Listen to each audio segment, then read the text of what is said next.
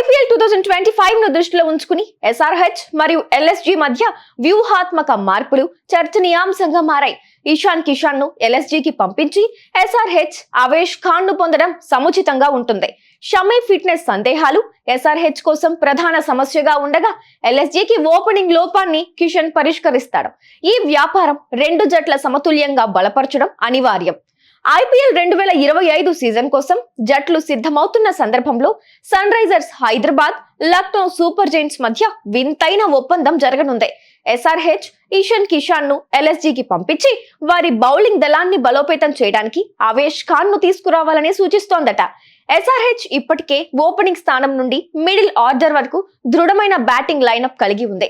Abhishek Sharma, Travis head, Nitish Kumar Reddy వంటి ఆటగాళ్లతో వారి batting విభాగం బలంగా ఉంది. అయితే మహ్మద్ షమీ ఫిట్నెస్ పై ఉన్న సందేహాల కారణంగా భారత పేసర్ ను జట్టులో కలుపుకోవడం ముఖ్యంగా మారింది.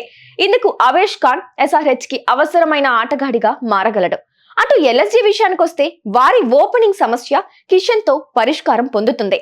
ఐడెన్ మార్క్రామ్, మిచెల్ మార్ష్ వంటి తాత్కాలిక ఓపెనర్లు ఉన్నప్పటికీ కిషన్ తో ఎల్ఎస్జీ బ్యాటింగ్ లైనప్ మరింత బలంగా మారుతుంది. ఈ ట్రేడ్ ద్వారా ఎస్ఆర్హెచ్ ఒక భారత పేసర్ ను పొందుతూ ఎల్ఎస్జీకి ఓపెనింగ్ స్థానాన్ని భద్రపరుస్తుంది. ఇటువంటి వ్యాపారాలు రెండు జట్ల భవిష్యత్ విజయాలకు పునాది వేస్తాయి.